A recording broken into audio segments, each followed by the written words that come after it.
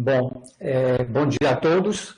Então, hoje nós vamos ter mais uma sessão do SIC Farmaco, que, como vocês sabem, é um grupo de interesse especial em farmacologia terapêutica. Para quem não conhece, é uma iniciativa para se beneficiar da estrutura de vídeo e webconferência da Rede Universitária de Telemedicina, de forma que possamos reduzir as distâncias geográficas e integrar ações de ensino e pesquisa em farmacologia no Brasil. Próximo slide.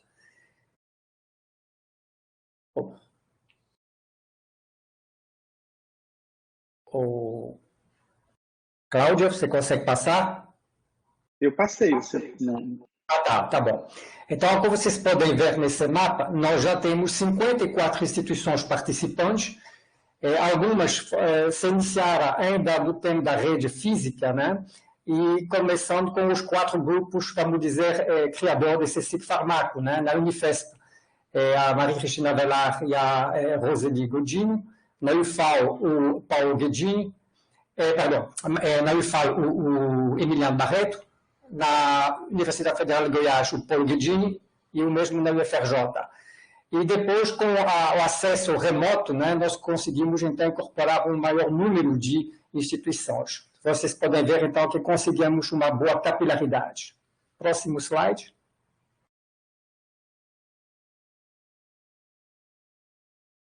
Tem um certo delay. Vai chegar.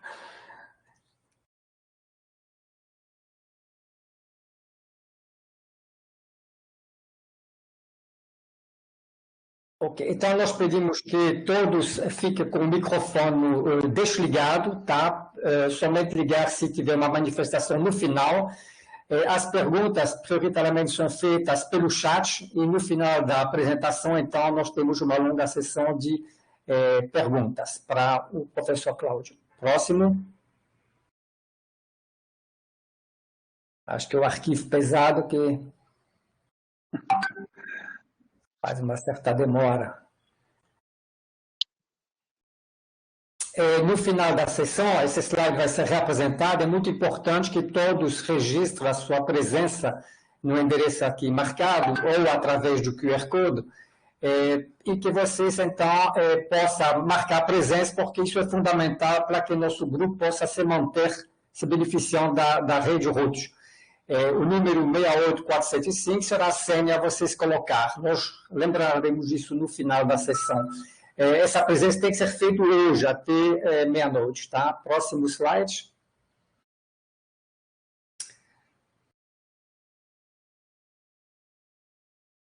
Então, nós temos a estrutura de todas as sessões sempre de 5 minutos, mais ou menos, de boas-vindas. Depois, então, haverá a apresentação do palestrante, no caso, pela professora Roseli Godinho. O professor Cláudio Costa terá até 35 minutos para fazer a sua apresentação e depois nós temos um debate com os participantes através do chat. E terminamos com algumas instruções para o fechamento do registro. Próximo.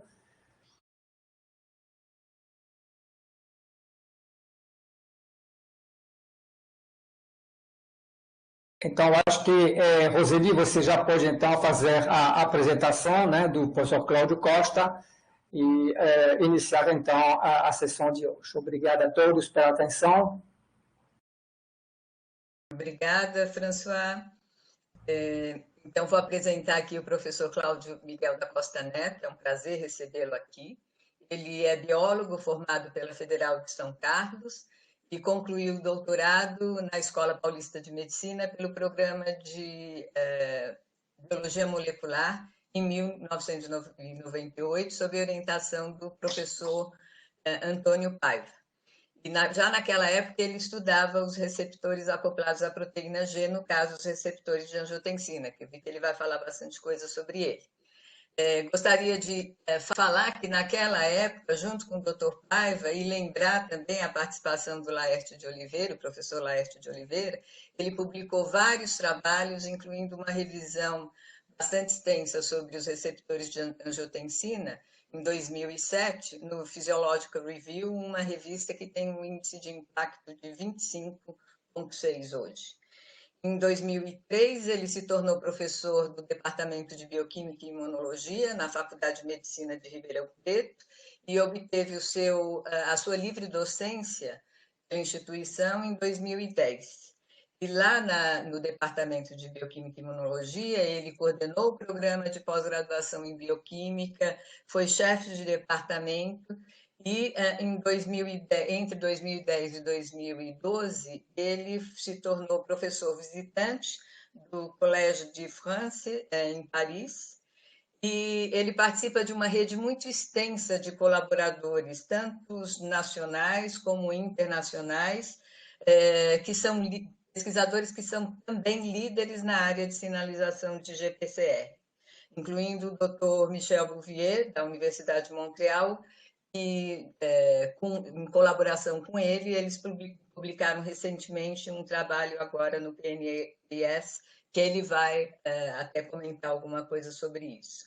O professor Cláudio também é revisor de diversos periódicos internacionais e membro do corpo editorial de vários periódicos, como PLOS ONE, Frontiers in Pharmacology, dentre outros.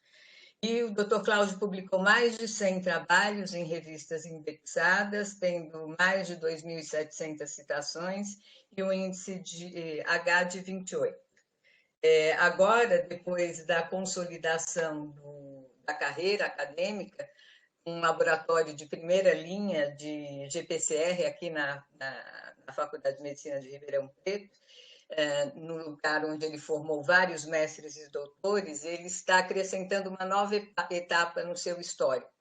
Ele pediu o afastamento da Faculdade de Medicina de Ribeirão Preto e pela Lei de Inovação e resolveu desbravar novos caminhos e desafios no campo do empreendedorismo, que talvez ele fale alguma coisa sobre isso. Então, eu agradeço o professor Cláudio por aceitar o convite do SIC Farmaco para nos contar um pouco sobre a sua visão, né, a visão dele sobre o universo dos GPCRs, com o tema que ele vai falar, que será determinantes moleculares da seletividade de GPCRs.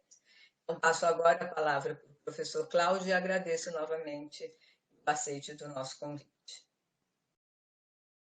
Bom, eu que agradeço a você, Roseli, ao François, a todos que direto e indiretamente participaram desse convite e dessa oportunidade, né?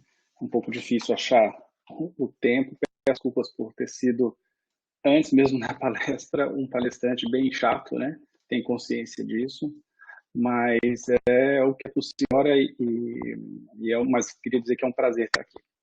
Então, mais do que trazer definições e conceitos bem estabelecidos sobre esses determinantes moleculares envolvidos em seletividade funcional ou agonismo tendencioso de GPCRs e o potencial terapêutico que isso tem, né, eu vou tentar trazer diferentes visões e exemplos daquilo que o nosso laboratório produziu, né, enquanto até cerca de quase um ano e meio que eu estou afastado da USP, ainda tem muita coisa para sair como resultado dessas pesquisas, alguns exemplos de outras coisas, outros resultados feitos por outros pesquisadores, e também um entendimento que eu tenho disso e não necessariamente é a realidade. Então, como eu falei, mais do que trazer um conceito estabelecido, eu quero trazer diferentes elementos que ajudem a gente a discutir isso e entender o quanto a gente pode entender dessa complexa modulação, até onde isso pode evoluir ainda,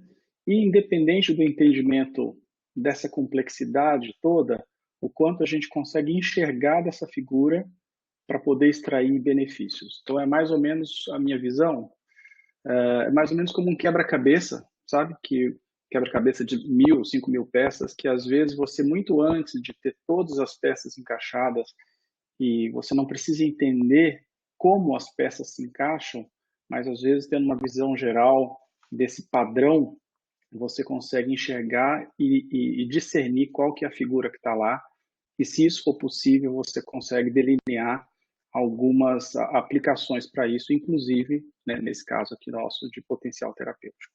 Eu espero que eu possa agregar alguma coisa com essa conversa. Estou à disposição, não durante a apresentação, por conta da dificuldade, né, técnica, mas ao final para qualquer tipo de pergunta, tá bom?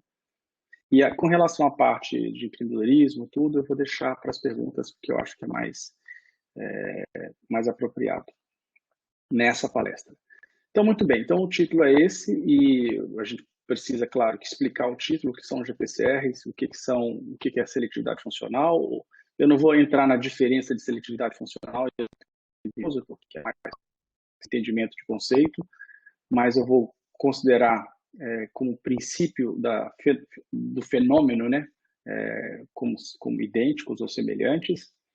E aí eu vou entrar em alguns aspectos para vocês entenderem que esses determinantes moleculares são aspectos moleculares que têm que ser levados em consideração. E, obviamente, trazer alguma informação de potencial terapêutico. Então, para começar, eu acho que aqui eu dispenso uma introdução extensiva, mas os GPCRs são essa família fenomenal de proteínas transmembranares, né? Maior classe de transdutores de sinal, de sinalizadores, né? De sentinelas que recebem um sinal extracelular e transferem para dentro da célula a mensagem, podem ser ativados por uma variedade de limites, né? Como pequenas moléculas, peptídeos, proteínas, íons, proteases, até mesmo luz consegue ativar um GPCR, essas proteínas com essa estrutura de 7 transmembranas. Não é à toa que uma parcela significativa dos medicamentos do mercado são moduladores diretos ou indiretos de GPCR, seja agonistas, antagonistas e assim por diante, ou na via envolvida com essa família de sinalizadores de GPCRs. É interessante notar essa revisão. Só uma pergunta. Rose, talvez antes de eu continuar, você possa me ajudar numa coisa. Eu estou passando o slide, eu preciso saber qual que é o delay, porque senão eu vou estar falando grego para vocês. Você fala nisso? Eu estou mostrando agora. Está indo bem, Cláudio. Está indo super bem com a sua fala. A gente te avisa se começar a parar. Tá ótimo, então. Então, tá bom. Então, pelo menos nos 2 próximos slides, eu vou falar o next slide, só para ver se está passando para o certo, tá bom? Aqui eu estava falando de medicamentos que agem como moduladores diretos ou indiretos de GPCRs, né?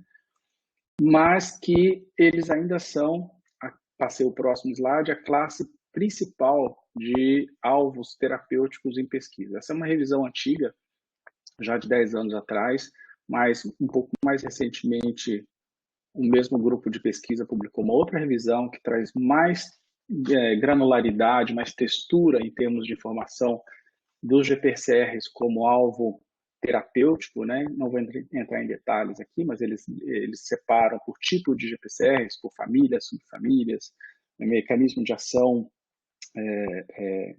mecanismo de sinalização intracelular e assim por diante.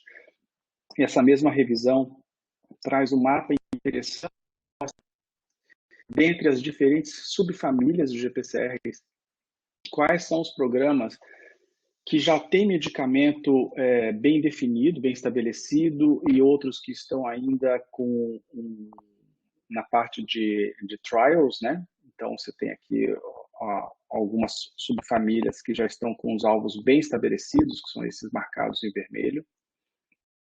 E aí a gente chega no agonismo tendencioso. Né? Então, essa aqui é uma visão de um artigo bem clássico do grupo lá do Robert Lefkowitz, Duke, e onde ele descrevia, até tem uma figura anterior a essa, que descrevia o que a restina fazia, que o conceito anterior... está aqui até. Ela provocava só dessensibilização e internalização dos receptores, né? Por isso que ela chamava de arresting, que ela estava capturando esses receptores. Depois se conseguiu identificar que, na verdade, após a internalização do complexo receptor com a restina, ela era capaz de funcionar como um suporte para uma série de outras proteínas e enzimas, né? E assim disparando uma segunda onda de sinalização, principalmente com MAP kinases. E depois, claro, como se delineou, pelo menos didaticamente, essas duas ondas de sinalização, dependente de proteína G, dependente de beta-restina, já se começou a buscar e tentar o entendimento de ligandes que pudessem interagir com o receptor e ativar preferencialmente uma via de sinalização, como aqui representado de arrestinas. Né? Então, daí o nome bias agonismo, ou um agonismo tendencioso para uma determinada via. Essa aqui é uma outra revisão que nós publicamos em 2014, onde ilustra com um pouco mais de informação das vias de sinalização, a angiotensina 2 ligada na receptora T1, a parte toda de transição de sinal envolvida dependente de proteína G, e um ligante que na época era descrito, era o SII, né, que vinha de sarcosina, isoleucina, que ele ativava a via de beta-arrestinas. Vocês vão ver que mais para frente eu vou trazer com um pouco mais de clareza esse tipo de entendimento, que não é, como quase tudo biológico, né, não é uma coisa tudo ou nada, né, não é um liga e desliga que você muda de uma via para outra 100%. Essa é uma outra revisão publicada com o nosso amigo e colega André Pupo, onde a gente descreve algumas atualizações da época de agonismo, e ela está bem representada aqui de uma maneira bem didática, para quem não tem familiaridade com o assunto, mostrando que normalmente um ligante ativa o receptor e ativa essas duas vias. Um tipo de ligante pode ativar preferencialmente beta-arrestina e não proteína G, e vice-versa. E aqui eu já fiz um parêntese, coloquei essa frase aí, essa pergunta do potencial terapêutico, né? Qual que é o potencial terapêutico disso?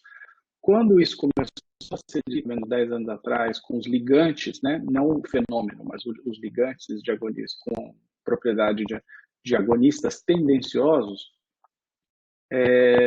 imediatamente todo mundo, né, ligado à área já pensou que isso tem um grande potencial terapêutico.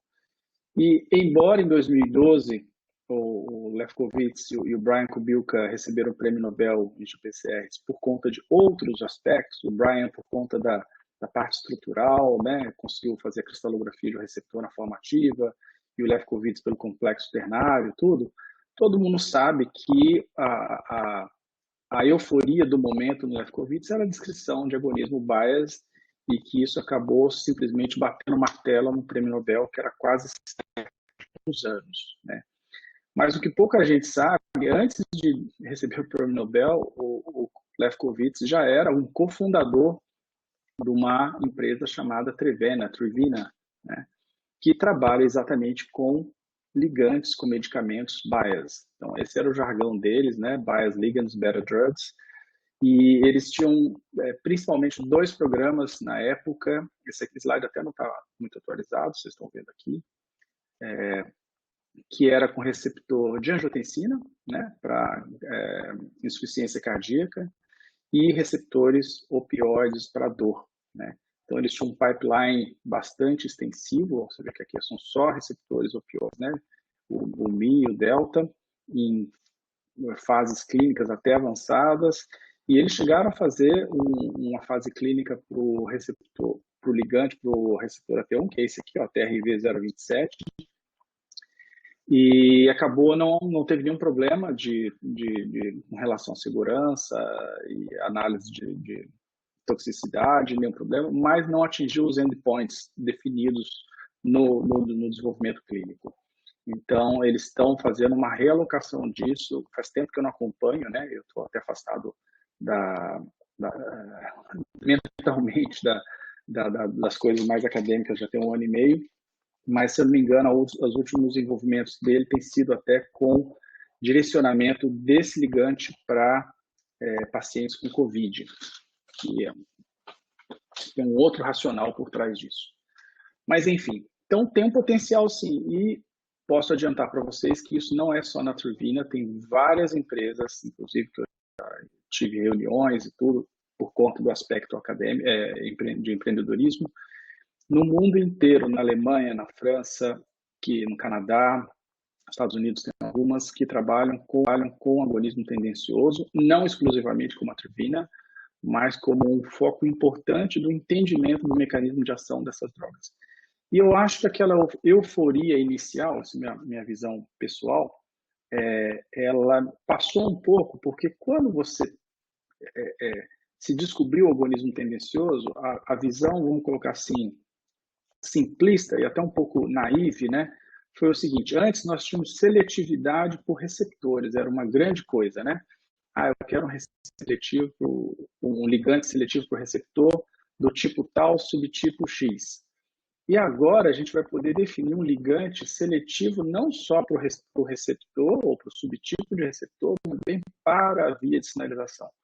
Então, seria, claro, um mundo perfeito. Mas, né, como a gente sabe, as coisas não são tão claras assim, né? Então, existe toda uma granularidade de modulação para uma via ou para outra. Então, não é tão fácil se conseguir isso. E o movimento dessas drogas, né, também não é tão simples. E a gente imaginava da seletividade de vias de sinalização, hoje é fácil também a gente imaginar que não existe também a via de sinalização do bem e a via de sinalização mal e ponto final, né? Assim como não existe o receptor do bem e do mal. Então, não é tão simples você falar, eu vou ativar esse receptor e só essa via de sinalização e tudo vai ser resolvido, porque aquele lá esse aqui é o... Né? Então, a pesquisa e a investigação e até o direcionamento terapêutico de ligantes tendenciosos, ela ganhou um aspecto de uma característica a mais a ser investigada e aproveitada em algumas indicações clínicas, mas não como a solução mágica, bala de prata que vai resolver todos os problemas, né? É uma caracterização farmacológica importantíssima e ela é incluída no meio do desenvolvimento dessas pipelines, dessa linha de projetos de diversas empresas. Para vocês terem ideia, eu falei de vários países, várias empresas, mas mesmo no Brasil a gente tem uma empresa que é uma empresa que trabalha com parte virtual de docking de GPCRs, né? Eu tenho uma relação muito boa com eles já há algum tempo e eles trabalham focados no desenvolvimento, pelo menos um dos projetos, né, principal no início era com algoritmo tendencioso e aos poucos eles estão evoluindo para outros projetos. É uma empresa bastante jovem, uma startup e são muito abertos para colaborações, interações. Se você entrar em contato com eles, tenho certeza que eles estão sempre dispostos a fazer uma ótima interatividade, tanto do ponto de vista científico quanto da parte de empreendedorismo.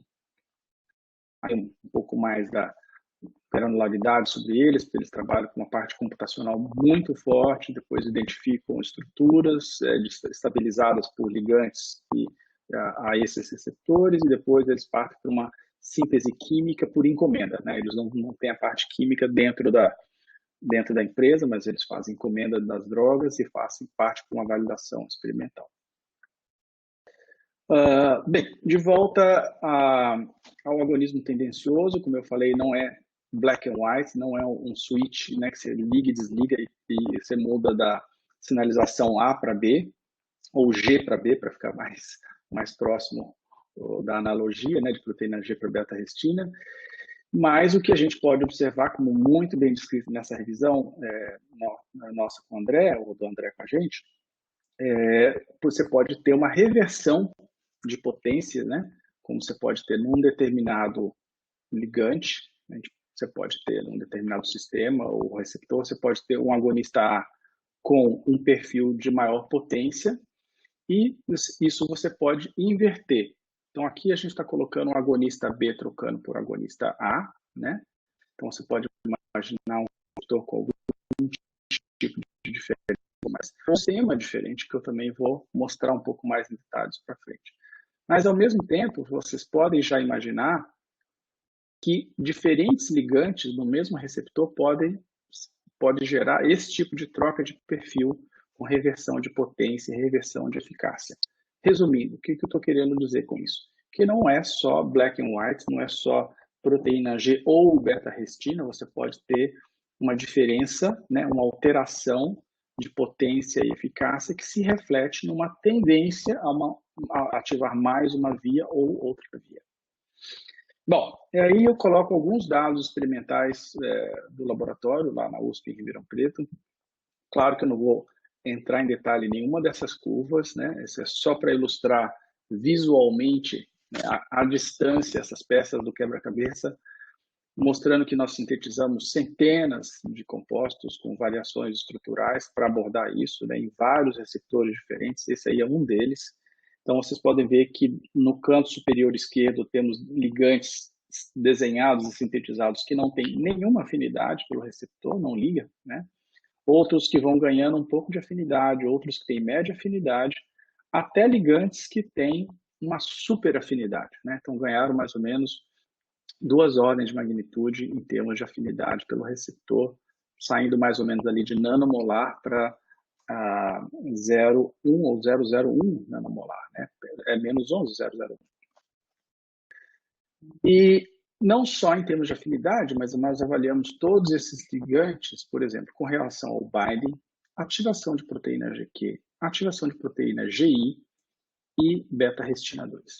Então, aqui, antes de entrar nesses resultados em si, eu já chamo a atenção para uma outra coisa. Esse receptor, ele é um receptor classicamente acoplado a GQ. Então, quando a gente fala em agonismo tendencioso para beta-restina ou proteína G, o erro já começa aí, porque muitos receptores não são seletivos para um tipo de proteína G, né? Ele pode ativar outros tipos de proteína G. Então, o agonismo tendencioso pode ocorrer, vejam bem, o ganho de entendimento dessa textura, né, dessa granularidade do que é um agonismo tendencioso. Você pode ter um agonismo tendencioso dentro das proteínas G ativadas. Um exemplo muito claro aqui, ó, vocês podem ver, e na linha preta, segundo painel da esquerda, de cima para baixo. O ligante endógeno, ele ativa tão bem a proteína GQ quanto a GI, que é o painel de baixo. Já o ligante sintetizado ativa GQ quase que igualmente e GI pobremente. Então, se a gente fizesse uma análise bem simplista, olhando só para esses dados, a gente já fala, olha, é um ligante que ele é um agonista tendencioso para a via de GQ. Comparado com quem? Comparado com GI, né? Então, isso aí já é uma informação a mais que eu queria passar. E nesse caso aqui, nesse exemplo que eu estou mostrando a vocês, 2 outros exemplos bem clássicos daquilo que a gente chama de ligantes tendenciosos para beta-restina podem ser vistos nesses compostos 121 e 122. Então, eles têm uma afinidade praticamente igual do ligante endógeno, ativam muito pouco proteína GQ, muito pouco GI, quase nada, só em alta concentração, e tem um perfil de ativação tanto em potência quanto em eficácia, né, excepcionais para beta-restina 2. Então, claro que existe todo um cálculo em cima disso, né, que é chamado cálculo de bias factor com tau e uma série de definições que eu não vou entrar em detalhes aqui na apresentação de hoje, mas que visualmente é possível claramente perceber, né, porque se tem dados não só de uma dose com um índice, um valor de eficácia, mas a gente tem dados precisos de uma curva dose-resposta que trazem potência, eficácia, tudo, e que após todos os cálculos vão comprovar aquilo que a gente visualmente consegue ver, que esses 2 ligantes 121 e 22 são bias, são tendenciosos para a via de beta-restina, porque eles ativam pobremente tanto o GQ quanto o GI. Bom, aí eu começo a entrar dentro daqueles determinantes moleculares, para vocês entenderem, né, a complexidade. Eu não vou trazer soluções nem explicar, né, entrar em detalhes. Mas quando você começa a comparar tudo isso, muitas vezes as pessoas esquecem de avaliar, ou principalmente na hora de fazer, ou desenhar o experimento, a questão da cinética, não da ligação do ligante com o receptor, mas a cinética de resposta daquela via de sinalização, daquela maquinaria celular. E existem diferenças muito importantes, né? Então, eu coloquei aqui um exemplo da cinética de ativação de proteína G e cálcio com relação ao tempo, né? Peço desculpas porque uma parte dos slides estão em inglês, uma parte dos slides estão em português e outras estão em inglês e português. Então, vocês podem claramente ver que eu aproveitei muita coisa de palestras internacionais e coloquei só algumas perguntas para ajudar um pouco na condução racional aqui, né, para mim, né, para minha didática, para me ajudar. Então, essa aí é uma outra revisão muito interessante que, mais do que informações conceituais, ela traz uma visão, literalmente o título, né, dimensional, uma perspectiva do que é o entendimento de agonismo tendencioso. Então, esse é um gráfico que mostra uma ativação de diversas vias de A a H, com índices de ativação por um ligante X, né, hipotético, e mostrando que ele ativa muito melhor a via de sinalização A, um pouquinho menos a B, a C e a D, e praticamente não ativa nada das vias E e H. Então, esse é o perfil de sinalização desse ligante. E vocês vejam que tem um outro ligante que tem um perfil de sinalização completamente diferente, né? Ele ativa, por exemplo, muito bem a via H e um pouquinho menos, quase igual a E, e tem outras vias semelhantes. Ele ativa também muito bem a via A e a B. Então, eles têm perfis, em alguns aspectos, semelhantes e outros completamente diferentes, né? São drogas, né? São ligantes, ou hormônios, não importa, completamente distintos. E, na verdade, nessa revisão, o que a gente estava discutindo é que isso é uma representação hipotética de um mesmo ligante, simplesmente com as aferições, né, das vias de sinalização em tempos diferentes, que podem levar a perfis de sinalização completamente distintos. Então, esse é um aspecto crítico, né, a ser observado e a ser compreendido antes mesmo do experimental se estudar. E como eu já havia dado naquele exemplo lá da reversão de potência e eficácia, o ligante foi diferente, né? Então, a gente tem mecanismos muito sofisticados de estudo dos ligantes, né? São ligantes muito próximos, é um análogo de angiotensina 2, não só com a síntese química e a troca da sequência, mas um docking refinado, o entendimento de onde liga, o que vai ser alterado, né? Outra, uma dinâmica de interação desses ligantes com o receptor, para poder entender o caminho que ele faz. Claro que isso é baseado em estrutura, né? E o resto é virtual, né? É um tipo de dinâmica molecular coordenada, né? Steered, quer dizer, primeiro você coloca o docking, depois você puxa o ligante para fora, e você tenta entender qual que é o caminho que esse ligante tem até chegar no site de interação dele, que no caso aí da angiotensina é o site que a gente chama de ortostérico. A despeito de todo esse entendimento, né, mostrei o exemplo de dois ligantes, a angiotensina 2 e um análogo chamado 006. Esse aqui é um artigo que a gente publicou alguns anos atrás, onde vocês conseguem ver a diversidade de ligantes testados só de análogos de angiotensina 2. Então, tem angiotensina 2, angiotensina 3, 4, angiotensina 3, sarnesina e outros ligantes que são né? E mostrando só a clássico, o TRV, que era da Trivina, o SII, que era o protótipo que a Trivina usou para desenvolver o TRV 027. E vocês conseguem ver que o perfil de ativação, no caso aqui comparando GQ e GI2, né, é bastante diferenciado. Então, existe um bias, uma tendência de maior ativação de GI ou GQ, dependendo do ligante que liga no mesmo receptor. Então, o grau de complexidade é muito grande. Não é uma coisa simples e trivial, como se pensou no início dos reports, né? Estamos fugindo a palavra, do agonismo tendencioso. Todo mundo falava assim, agora vamos ter seletividade também para a via de sinalização. E aqui eu faço a minha meia-culpa também, porque em 2010, 2011, eu também falava a mesma coisa. E eu vendi nossa, vai ser incrível, nós vamos desenhar ligantes que vão ser seletivos não só para o receptor, vão ser seletivos para a via de sinalização. E, claro, não é assim, né?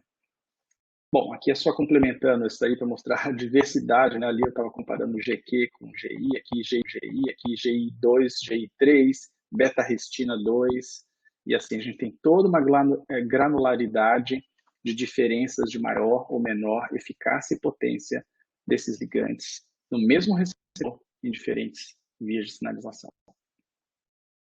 E aqui mais ainda, então eu não vou entrar em detalhes também, mas aqui, não sei se vocês conseguem ver, a coluna da esquerda é só GQ. E aqui embaixo ela está ampliada para vias de sinalização são downstream de GQ, que é P63, diacilglicerol e PKC. E mesmo dentro dessas vias downstream de GQ, existe uma diferença, né, uma textura desses ligantes conseguirem ativar mais ou menos vias downstream de GQ. Então, a capilaridade dessas diferenças de perfil de sinalização, ela vai célula dentro, né? As vias de sinalização rio abaixo, downstream mesmo. Não é uma coisa tão simples. Eu vou mostrar mais uns dados para frente que complementam esse daí.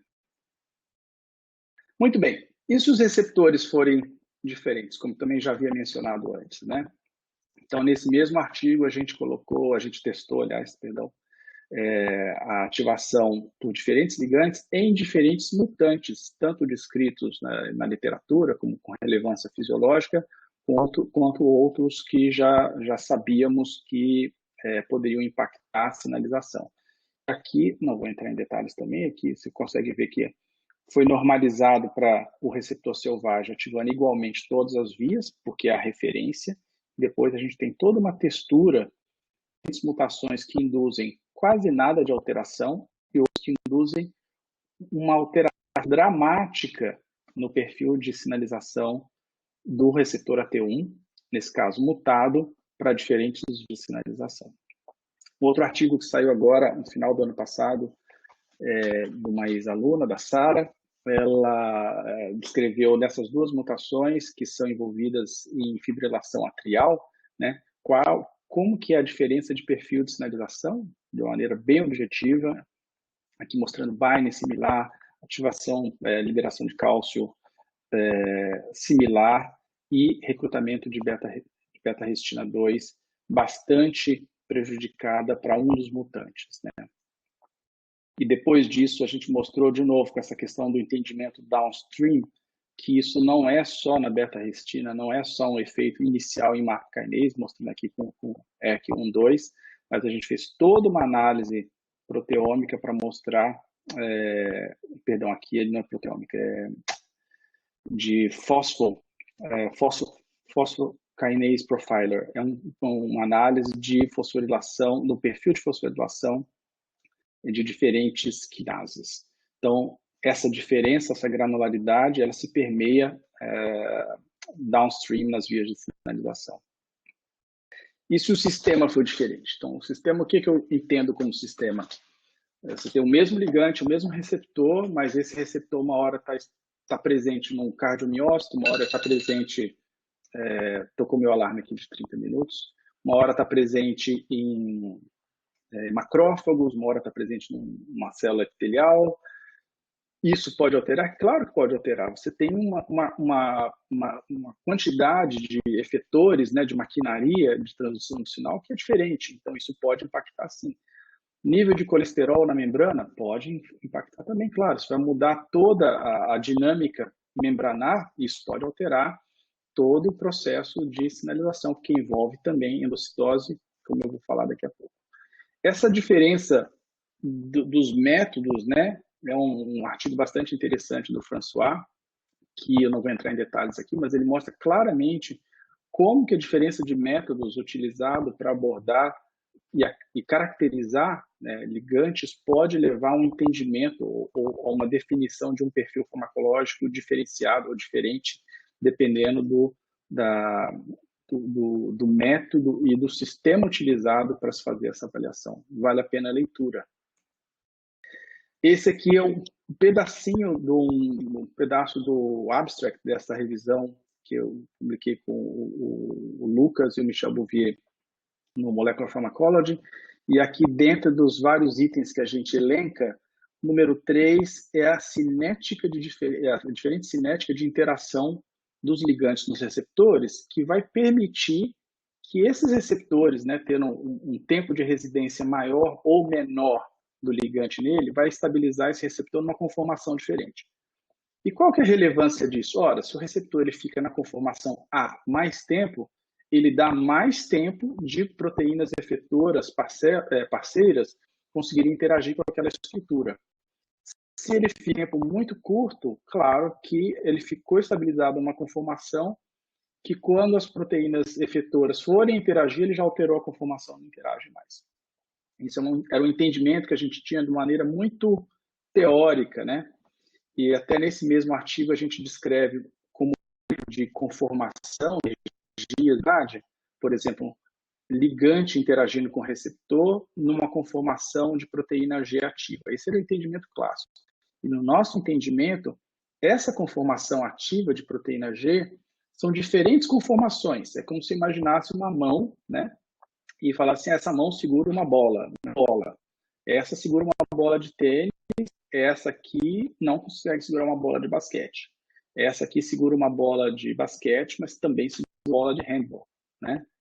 Então, essas conformações que conseguem permitir uma interação com diferentes efetores, no final das contas, ela pode permitir, por exemplo, que as proteínas efetoras que estejam interagindo com esse receptor também vão ter uma alteração conformacional diferenciada, assim permitindo que ela reporte, né, como um scaffold, para diferentes proteínas efetoras, como ilustrado nesse cartoon aqui, daquela revisão com o André Pupo.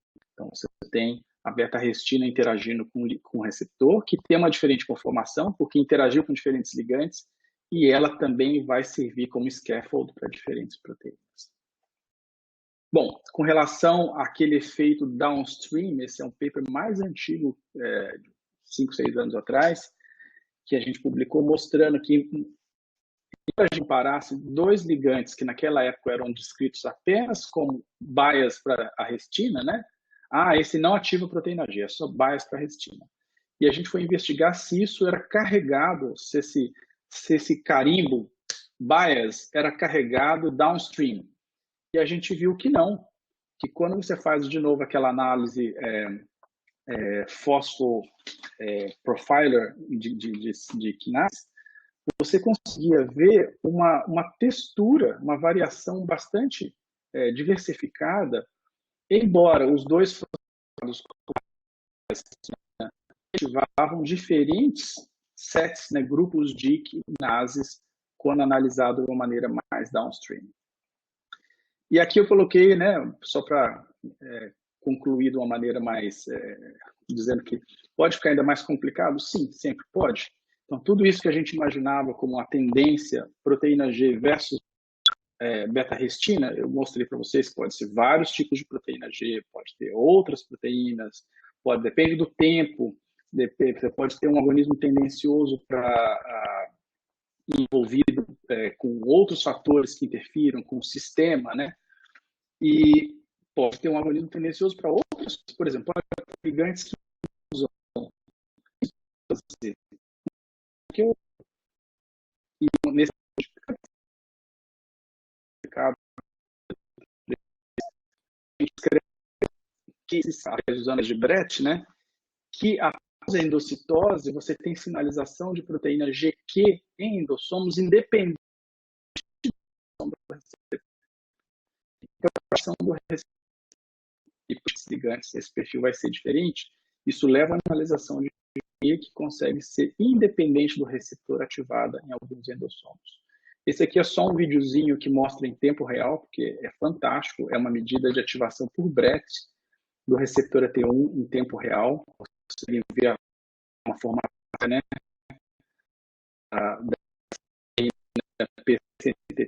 do downstream do AT1, ela indo para a membrana. Se vocês olharem assim, o primeiro segundo, o meio, você vê uma definição muito clara da membrana, que é quando o receptor é ativado, ele corre para o receptor e promove essa ativação.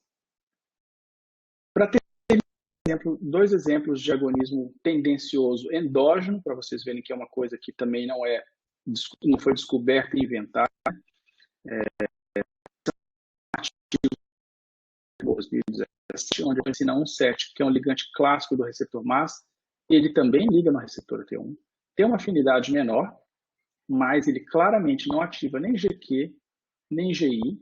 Cálcio é só o residual, porque é muito mais amplificado a cascata, mas ele ativa relativamente bem beta-arrestina, principalmente beta-arrestina 2, que é a mais importante para o receptor AT1, mais envolvida com o receptor AT1. E que, quando analisado do ponto de vista funcional, fisiológico, esse perfil tendencioso da angiotensina 7 se comportou com um perfil muito parecido com aquele descrito na época para os ligantes da trevina, que eram utilizados para diminuir hipertrofia cardíaca e insuficiência cardíaca. Num outro artigo que a gente publicou, esse aqui é o artigo de 2015, que descreveu, não é nosso, que descreveu o Pedro Vargas, depois foi fazer pós-doc no meu laboratório, está lá em Ribeirão Preto, eles descreveram variantes de ocitocina,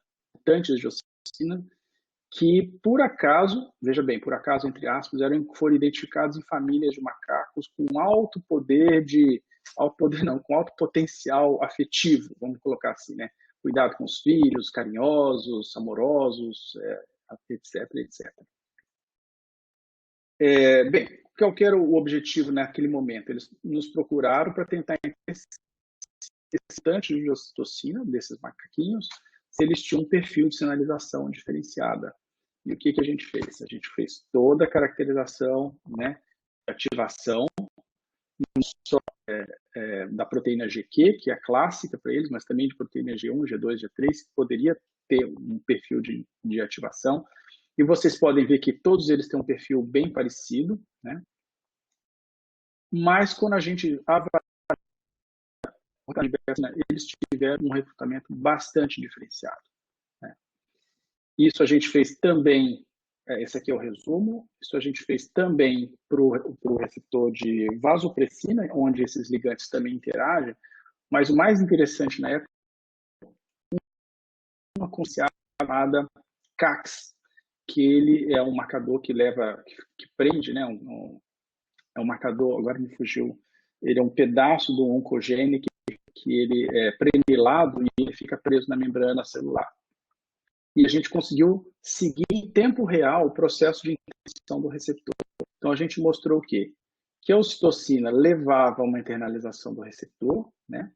Que é o esperado, e aquelas variantes, os mutantes de ocitocina, mantinham os receptores da membrana. Então a gente especulou, né, criou uma hipótese que provavelmente não só isso, mas esse final levava a uma ativação do receptor e esse receptor não sendo internalizado, que ele conseguisse, não sendo dessensitizado, né, porque não era internalizado, ele permitiria uma reativação mais constante e mais eficaz dessas ocitocinas variantes nesses macacos, o que poderia ser uma das causas, pelo menos para esse perfil exacerbado, né, de atividade carinhosa, de cuidado, amorosa, etc, etc.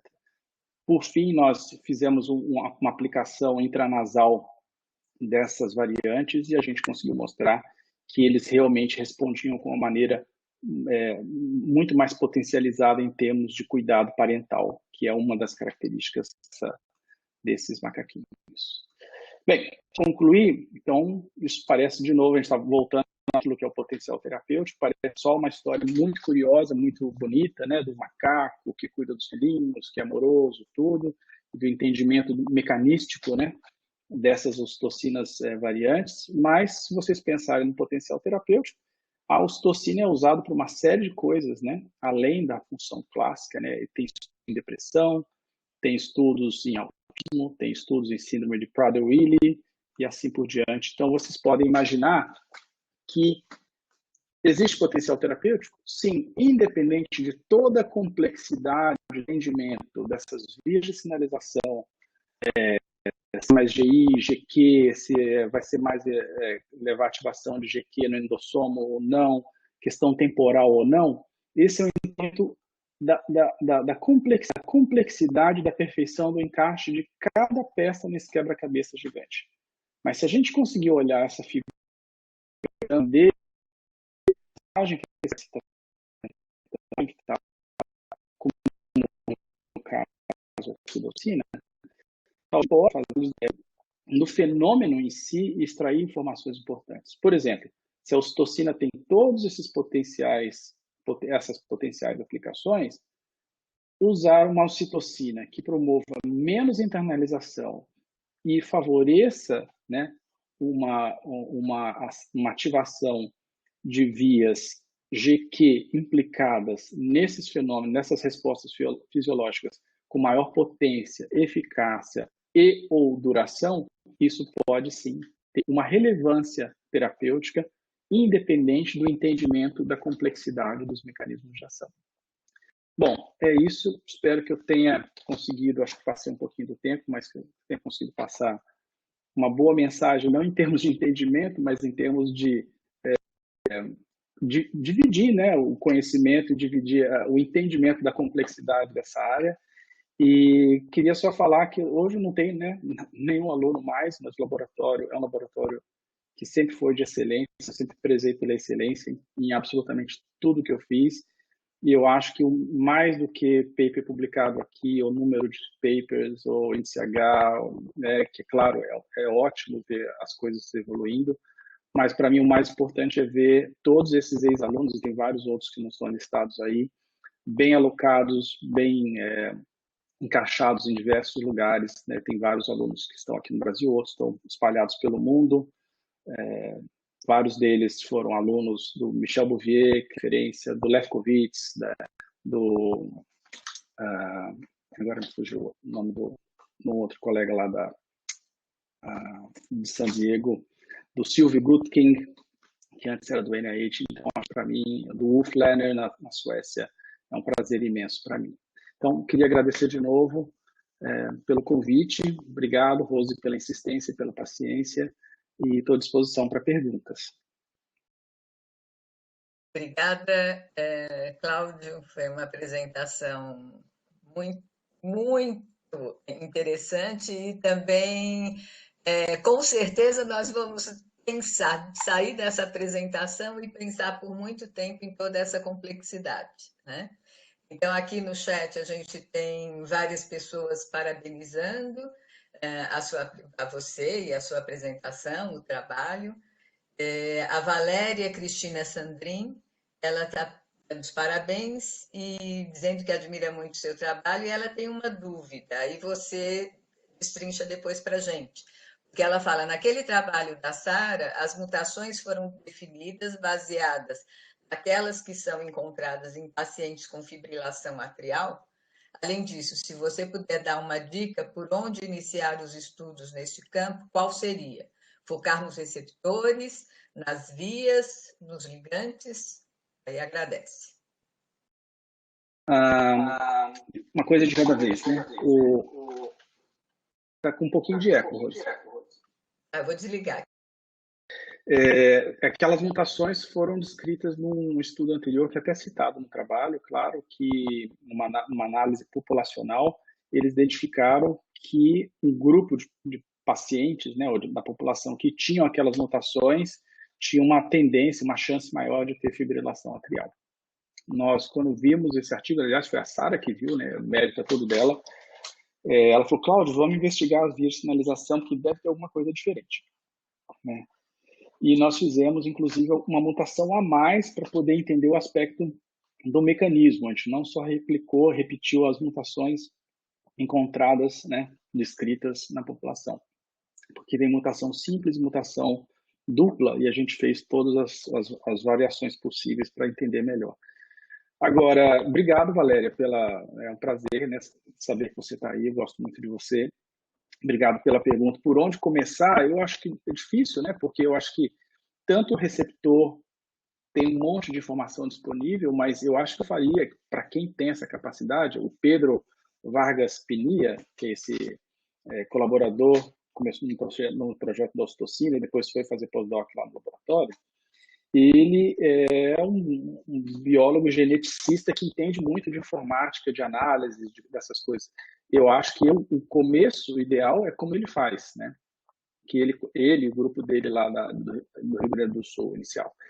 Eles começam investigando onde existem essas variações de maneira consistente e tentando correlacionar isso a fenômenos fisiológicos, né? Ou fenômenos comportamentais até, se é possível. E aí você pode descobrir, por exemplo, que o ponto de maior relevância não é o receptor, não são as mutações do receptor. Pode ser que sejam variações, por exemplo, na beta-arrestina, que é encontrada num subgrupo ou numa população ou em alguns animais, né? Eu acho que uma vez você identificando dentro de uma via de sinalização, de um caminho de sinalização que envolve ligante, receptor, diferentes efetores, onde existem alterações que são correlacionadas a fenômenos fisiológicos ou comportamentais bem descritos. Uma vez que você consegue traçar esse perfil, você pode falar, não adianta nem estudar esse receptor, porque ele é super consistente. Mas o importante é estudar as mutações ou as variações descritas na enzima X ou na PKC, ou assim por diante. Ou, no caso deles, eles conseguiram identificar o mais difícil, né? Porque a ocitocina é um hormônio super conservado em mamíferos, né? A ocitocina é ocitocina para todo mundo. E eles conseguiram identificar esse subgrupo, esse clado de macacos, né? Que tem essa alteração no ligante. Então, aí é claro que isso chamou bastante atenção, porque eles correlacionaram a um perfil comportamental bem diferenciado que esses macaquinhos têm.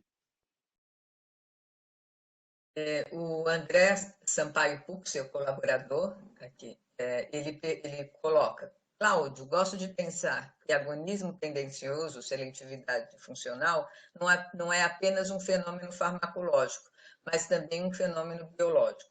Já conhecemos exemplos claros de agonismo tendencioso, seletividade funcional de ligantes endógenos diferentes que interagem com o mesmo receptor? Você respondeu, ele diz, vixe, não deu tempo, você já respondeu, mas eu acho que seria interessante você retomar isso. Eu acho que o exemplo que eu citei aí da ocitocina e da própria angiotensina 1,7 são exemplos, né, já descritos aqui, mais fácil de lembrar. Mas tem várias descrições, né? E eu diria que não só para GTCR, né? Uma vez eu estava conversando na Suíça com um pesquisador que trabalha com canais e a gente estava explicando para ele o agonismo tendencioso. Ele falou para mim assim, a gente conhece isso há muito tempo, só não tem esse nome chique, né? Então, eu concordo plenamente com o André. Não é só um entendimento farmacológico, é uma coisa que realmente existe, né? E quando a gente fala muitas vezes, bom, voltando a falar da ocitocina, da vasopressina, né? Por que o receptor de vasopressina é chamado de receptor de vasopressina se a ocitocina também liga lá, né? Então isso é só um entendimento nosso, né? Que a gente meio que enquadra tudo em caixinhas, em boxes, né? Mas podia ser receptor 4 de ocitocina, né? Que tem um perfil diferente. Agora, a gente chama de, né, receptor de angiotensina. O AT2 é um receptor de angiotensina tipo 2 ou ele é um receptor completamente diferente que, por acaso, também liga a angiotensina? Provavelmente isso é mais verdade do que ele ser um receptor de angiotensina, porque ele nem ativa proteína G nenhuma, né? Então, eu acho que tem algumas coisas dos nossos conceitos, definições necessárias, né, didáticas, que ao invés de ajudar, acabam atrapalhando. E eu lembro que durante muitos anos eu falava, mas isso mais no começo do laboratório, sei lá, 4 anos atrás, eu falava assim,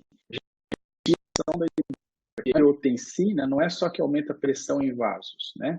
Esse é o nome que descobriram, mas a angiotensina também induz apoptose. Se esse tivesse sido o primeiro fenômeno descrito, o nome dela seria apoptina. E você não tem que ficar pensando em estudar e entender só você mesmo, né? Bias, tendencioso a analisar só aquela linha de raciocínio. Você tem que ampliar isso daí, né? E eu acho que eu e o André, a gente tem um alinhamento muito bom nesse entendimento dessa complexidade de sinalização. Outra coisa, só para complementar, não perder a chance, né? Eu falava para os alunos assim, olha, às vezes você joga uma pedra no lago e vê a ondinha, né, sendo formada. Mas às vezes você joga a pedra e você olha para o outro lado do lago. Aí você fala assim, puxa, eu joguei uma pedra e não mexeu a água, né? Então, às vezes, quando você está testando uma coisa, você fala, olha, esse ligante aqui, ele não ativa esse receptor. Não ativa a via que você está olhando. Agora, Se ele liga lá, alguma coisa ele está fazendo. São esses conceitos também de agonismo, né? Agonista, antagonista, que dependendo do ligante você tem uma via ou outra, então tudo isso muda, né? O agonismo Sim. E o antagonismo depende do que você está vendo no final, né? A Janaína Menezes Zanovelli, ela dá os parabéns para você, fala que o assunto é super importante e agradece pela sua transmissão desse conhecimento. Ela diz, penso que muitos dos efeitos que não entendemos de drogas, tipo resultados contraditórios, alguns não todos dependentes de dose, pode ser entendido a partir desse conhecimento. Estou certa nesse pensamento? Completamente, eu acho. Né? Porque quando a droga está sendo desenvolvida, ela sempre tem uma análise que a gente fala de off-targets, né? Que são as interações dessas drogas ou dos medicamentos com outros. Eles normalmente têm um painel de quinases que são criados, etc. Um tipo de interação e a gente não consegue avaliar, né? E muitos desses ligantes que são peptídicos, por exemplo, eles também ligam em enzimas, né? E muitas dessas enzimas são membranárias. Então, será que a interação de um peptídeo com uma enzima, independente do processo de clivagem, ela também não pode alterar a conformação da enzima e disparar outras vias de sinalização ou permitir ou bloquear a interação dessas enzimas com outras proteínas efetoras laterais? Eu acho que tem alguns dados já na literatura que apontam para isso, né?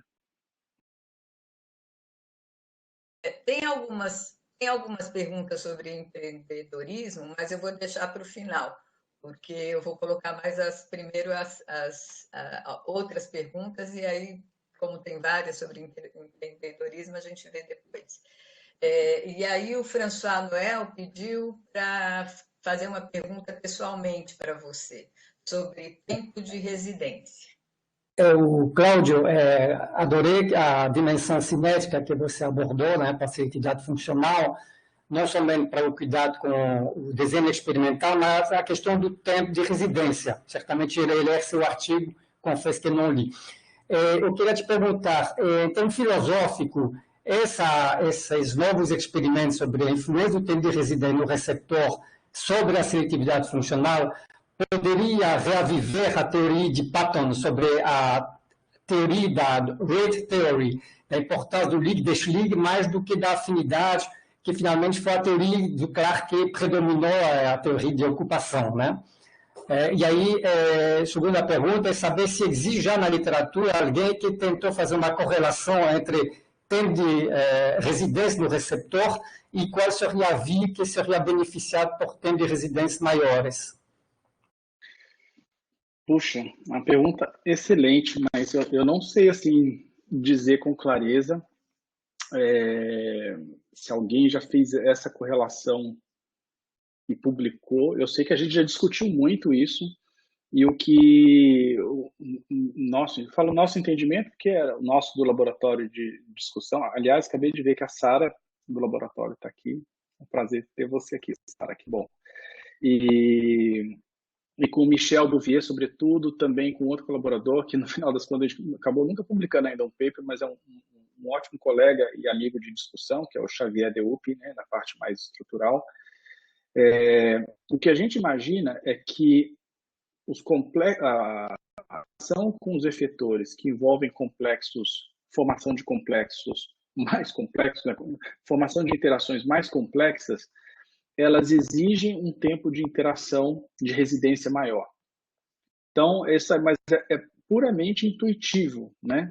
Porque isso aí a gente está assumindo que o ligante receptor, se ele tem um tempo de residência muito curto, aquele receptor vai ficar estabilizado numa conformação X, também num período muito curto.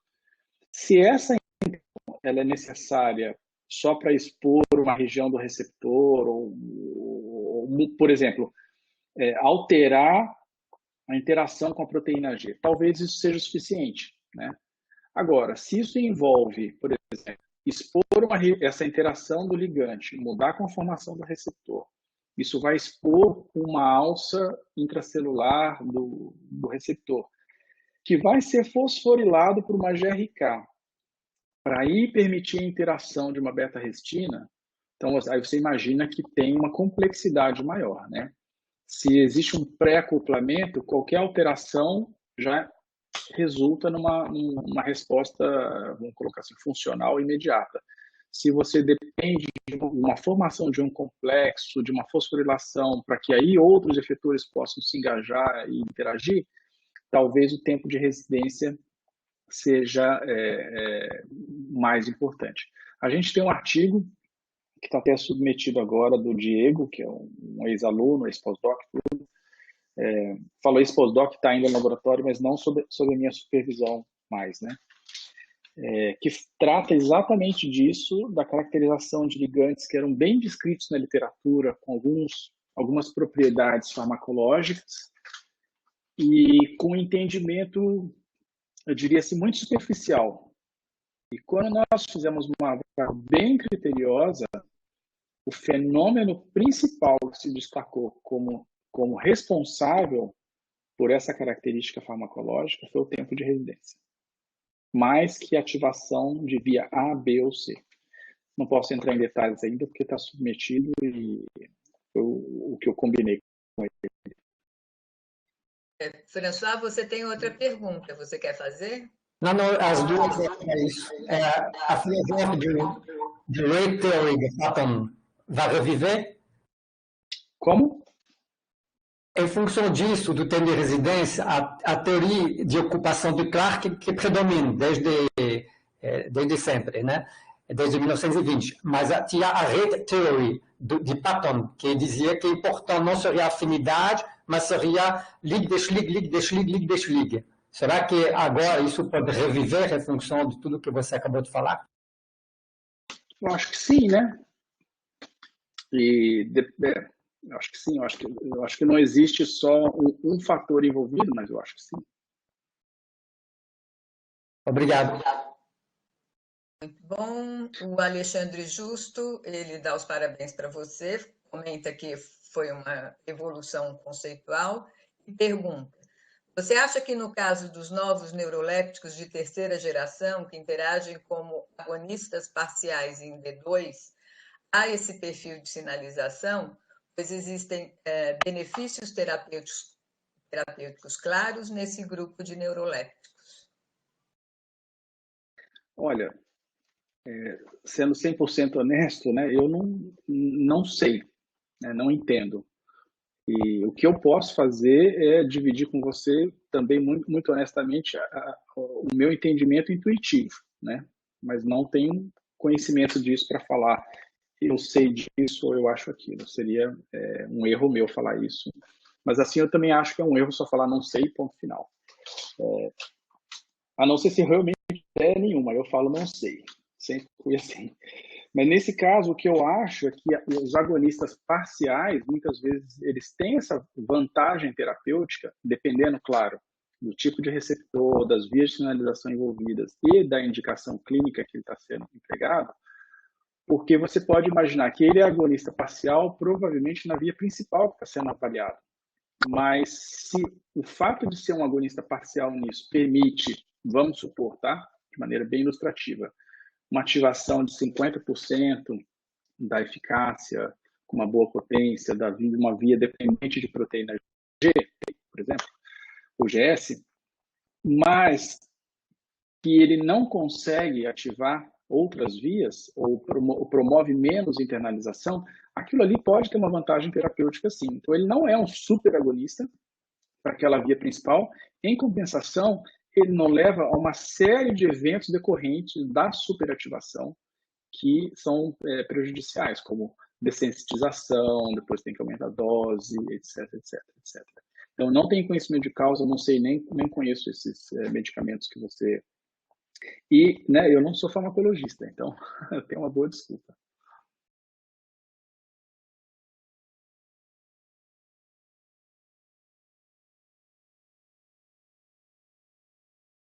Alô?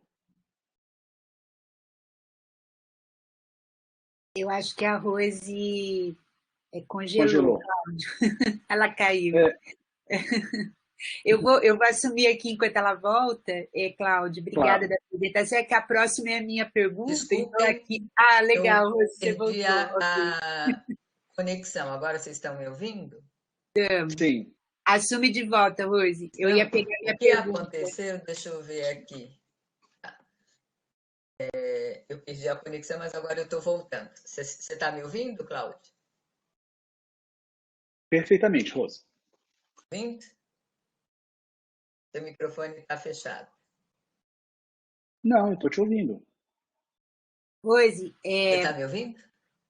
estamos ouvindo, Rose. Então, uma outra pergunta, que agora é da Maria Cristina Avelar, ela comenta: na linha do pode ser mais complicado, haveria a vertente da visão do fenômeno de agonismo tendencioso, seletividade funcional biológica em tecidos dependentes de hormônio, como, por exemplo, tecido do trato reprodutor, quando receptores nucleares, exemplos receptores de hormônios sexuais, podem interagir e modular com GPCR e desencadear uma sinalização.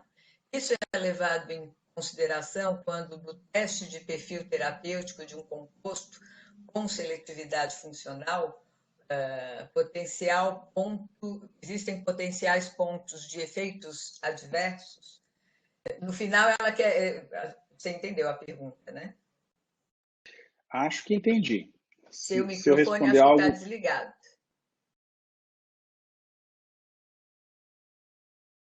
Não. Está me ouvindo, Maria Cristina? Tô ouvindo, Cláudio. Acho que é a Rose que não está. Eu acho que ela está com problema de conexão. Espera um pouquinho. Eu vou respondendo. Eu acho que eu entendi a pergunta, mas se eu responder algo muito fora, me avise, por favor. Eu acho que isso não é levado em consideração, pelo menos não que eu saiba, né? Até porque para Vocês estão a ouvindo a avaliação... resposta dele? Eu não estou ouvindo.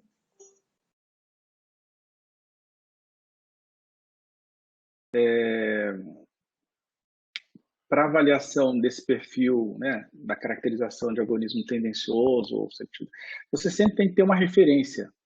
Então, né, como você fala assim, ele é tendencioso com relação a qual via, mas comparada com qual, né? Que é uma coisa óbvia, né? Se você avaliar só, por exemplo, liberação de cálcio, Eu não tem vou como só você falar... interromper aqui, porque eu vou pedir ajuda ou para a Cristina ou para o próprio François, porque eu não estou mais te ouvindo, então é um problema meu aqui. Eu vou pedir que Rose, alguém pode assuma as deixar que... questões. Não Pode sei se eu te deixar que... interromper, é simplesmente porque eu não estou ouvindo você, Cláudio. Então eu peço que alguém assuma e entre e continue fazendo as questões.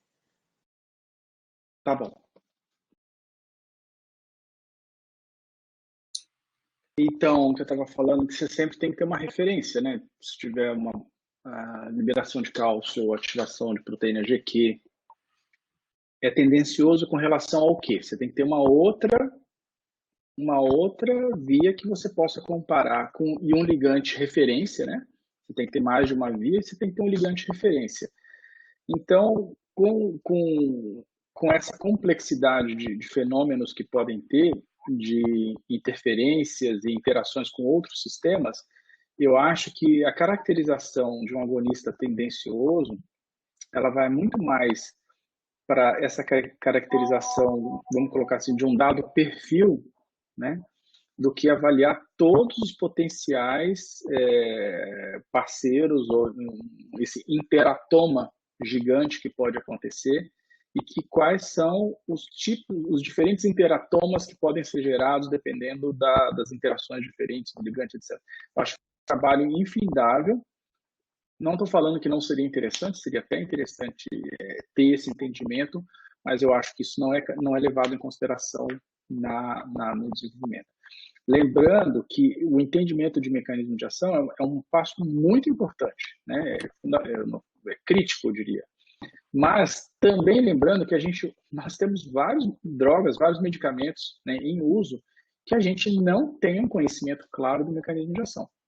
Então, às vezes o potencial terapêutico, né? Quando existe prova e foi feita prova de conceito, tudo, se chegou a determinado entendimento, ele tem um valor muito maior do que você querer descrever todo um perfil de mecanismo de ação e sem ter uma comprovação clara do potencial terapêutico, né? Isso, inclusive, é uma das coisas abordada em várias empresas que estão fazendo desenvolvimento de novos terapêuticos, né? Que se perde muito tempo, se gasta muito dinheiro investigando mecanismo de ação, sem, no entanto, avançar num caminho claro de desenvolvimento terapêutico com visão clínica. Bom, obrigado. Vou então assumir agora o chat e passar a pergunta do Marco Aurélio Martins, assim como da Valéria Cristina Sandrin. Parabenizo você pela excelente apresentação e gostaria de ouvi-lo também, se possível, sobre sua experiência no campo do empreendedorismo. Também adicionei como pergunta adicional quando e por que você fez a transição, já que você já tinha um pé numa empresa que você tinha criado há alguns anos atrás, e claro, dentro do que você pode falar da estratégia sua atual, mas é o interesse de muitas pessoas. Uhum. Eu acho que isso vem acontecendo ao longo dos anos, né? Não foi uma coisa que eu decidi e pulei, né? Fiz uma transição repentina de uma hora para outra. De certa maneira, mesmo no laboratório de pesquisa acadêmica, eu sempre acho, né, que eu sempre tive um perfil empreendedor, no sentido de querer fazer mais, de buscar o melhor, de buscar colaborações de excelência e me expor, né, nesses grandes centros, visitar o laboratório, dar palestra no laboratório dessas grandes referências, etc. E ao fazer isso, e também quando eu estava em Paris, no meu período sabático, ao fazer isso e entrar em contato com essas pessoas, e por conta de um convite que surgiu quando eu estava lá em Paris, eu comecei a me envolver em dar consultoria sobre a parte de empreendedorismo. Consultoria para quem? Consultoria para empresas que estavam se desenvolvendo, membro do, fugindo o nome em português, do SAB, do Conselho Científico, né, Scientific Advisory Board, de uma empresa, de uma biotech, de uma startup na Suíça, durante muitos anos. Então, ajudei eles de GPCRs, né, ajudei eles a estruturar a proposta, conseguir levantar fundos, etc, etc. Foi bastante interessante. Depois, uma empresa de capital de risco europeia bem grande me convidou para ser consultor. Trabalhei muitos anos como consultor deles. Depois eu tirei pequenas licenças sabáticas, passei um tempo lá em Paris dando consultoria durante alguns meses exclusivamente para eles, sem fechar o laboratório, claro, né, mesmo estando afastado. Enquanto eu já de volta na USP, eu participei de alguns concursos com propostas, né, de empreendedorismo baseados em resultados que eu tinha obtido no laboratório, mas com o intuito, né, de ver o quanto aquilo recebia de validação de potencial em termos de negócio. E eu lembro que muitas vezes, se ela estiver online, ela vai lembrar disso também, às vezes eu falava, a gente vai se inscrever, vamos mandar um projeto assim, assim, assim. E não ela, né, mas tinha algumas pessoas no laboratório que falavam, mas é só um concurso, a gente vai mandar uma visão. Eu falava, gente, não tem nada que a gente faça que a gente não faça o melhor. Ou a gente não se inscreve, ou se for para se inscrever, é para a gente realmente fazer o melhor. A gente vai se engajar, a gente vai fazer de tudo, como se a gente fosse abrir uma empresa daqui a meio ano. E isso provavelmente não vai acontecer, pelas circunstâncias nossas, do Brasil, etc. Mas a gente vai fazer isso.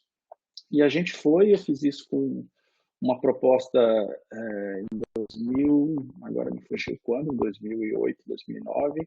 Ganhamos uns prêmios, ganhei algumas viagens para congressos de empreendedorismo. Isso me abriu mais ainda horizontes, outras oportunidades, outras consultorias. Depois fizemos isso em 2018, num evento chamado BioStartup Lab. E fomos selecionados, participamos de todo o processo e depois acabamos chegando na final. Fizemos uma apresentação, um evento bem importante de empreendedorismo, de conexão, né, científica e empreendedorismo destinada à área biológica, chamada Bio Latin America. Essa Bio tem em São Francisco, tem em Frankfurt, tem em vários lugares, tem em Londres, e tem um Bio Latin America que, na época, agora com pandemia, não sei, acontecia a cada 2 anos no Brasil. Fizemos uma apresentação lá e ganhamos um baita prêmio. Não um baita prêmio em dinheiro, mas ganhamos um baita prêmio pela melhor apresentação e ficamos no ranking final em 3º lugar como a melhor proposta de uma startup. Isso tudo foi me abrindo os olhos e foi solidificando o meu entendimento do quanto realmente aquilo, primeiro, que eu gostava, né, que é fundamental, e quanto o meu conhecimento científico de empreendedorismo, de investimentos, né, em startup, eu realmente estava conseguindo alinhavar aquilo tudo para fazer aquilo ser translacionável, não sei se essa palavra existe, por uma coisa real, né? Transformar conhecimento científico em negócios, em coisas com visão de negócio. E aquilo ali foi se organizando na minha cabeça, né? Então a empresa não aconteceu tudo, mas eu fui recebendo vários feedbacks com os prêmios, com as coisas, sem deixar o laboratório, de que aquilo ali era uma coisa interessante. E eu gostei, né? Então eu planejei um bom tempo abrir uma empresa que iria dar essa assessoria, essa consultoria, né? Essa assessoria de desenvolvimento científico, planejamento, plano de desenvolvimento de científico, plano de desenvolvimento pré-clínico, validação, estruturação, que tipo de investimento receber, quando receber, quanto de investimento receber, o deployment desse investimento, qual que é os milestones críticos, pontos de inflexão. Eu fiz todo um planejamento, foi bem cuidadoso, e pedi um afastamento da USP pela lei de inovação, acho que foi o primeiro da USP, para ficar totalmente afastado durante alguns anos e montar essa empresa. Eu montei a empresa, como vocês viram, foi uma coisa bem cuidadosa, não foi de uma hora para outra. Eu tinha já vários clientes alinhavados, né? Alguns internacionais, outros nacionais, algumas startups pequenas que não podiam pagar muito, algumas indústrias farmacêuticas que podiam me pagar mais. Eu tinha que alinhavar todo esse aspecto, né? Por conta da sobrevivência, né? Meus filhos, eu pago pensão, esse monte de coisa. Para minha ex-esposa, para os cuidados dos meus filhos. Tem uma série de aspectos que eu tinha que ter um cuidado imenso. E o afastamento demorou, como vocês imaginam. Não é uma crítica à universidade, mas é só uma constatação da nossa realidade. No exterior isso é muito comum, muito flexibilizado, porque eles entendem que flexibilizar o tempo parcial, o envolvimento do professor, do pesquisador com a empresa, não sei o quê, uma interrupção curta, um pouco mais longa, tudo isso favorece o desenvolvimento do país, né? Porque você, na verdade, está ampliando o canal de transferência de conhecimento do setor produtivo. No Brasil é difícil ainda, né? Mas não é uma crítica a nenhuma universidade em específico, muito menos a pessoas, é difícil porque não faz parte da nossa cultura ainda. Então, ele demorou muitos meses e teve alguns ciclos que quase foi negado e pediu explicação, tudo. Final das contas, foi aprovado. E quando foi aprovado, se eu não me engano, em março do ano passado. O afastamento oficial, né? Que era a chegada da pandemia, né? Então, eu até falo que teve uma pandemia que foi a pré-pandemia. Foi um momento que estava todo mundo em pânico com a expectativa da chegada da pandemia, do vírus. E quando o meu afastamento, de fato, foi publicado no Diário Oficial, se tornou operacional, né? Traduzindo em outras palavras, cortaram meu salário, foi quando a pandemia estava aqui. E aí, dos, sei lá, 20 clientes, 15 clientes que eu tinha mais ou menos alinhavado, todos falaram: Cláudio, sinto muito, não dá mais, porque com a pandemia está tudo parado. E aí foi um momento, assim, realmente de provação, né? E aí eu falei assim, eu vou aguentar mais algum tempo, porque eu não posso pedir arrego agora. E eu tive vários apoios, foi importante no começo, e um dos parceiros, um dos clientes internacionais falou, não, para a gente tanto faz, com pandemia, sem pandemia, vamos tocar. E aí fechei um contrato com eles por alguns meses e depois deu tão certo que depois de alguns meses eles falaram, nós queremos você full time para a gente. E eu fechei um contrato full time para eles. Não posso fechar contrato com mais ninguém. Não posso dar consultoria, não posso participar de absolutamente nada a não ser com eles. Eu tenho um contrato e se eu sei, é um prazer dividir aquilo que eu sei. Obrigado. Tá bom. Colocamos no chat, então, o link para você colocar sua presença até hoje, meia-noite no máximo, e a senha da sessão, que é 68475. Isso ajuda, então, o Cito Farmaca a poder continuar usufruindo dessa rede tão importante que deu para nós. E a ASBEF, evidentemente, está também muito envolvido nisso, né, que permite uma capilaridade para dentro do país, um desejo já antigo das BEF, né, de conseguir ter algum canal que permite ligar a grupos que não são nos centros privilegiados, vamos dizer, das grandes cidades. Então, com isso, eu declaro, então, terminada a sessão de hoje. Obrigado a todos pela participação, especialmente a Cláudio Costa e a Roseli. Obrigado.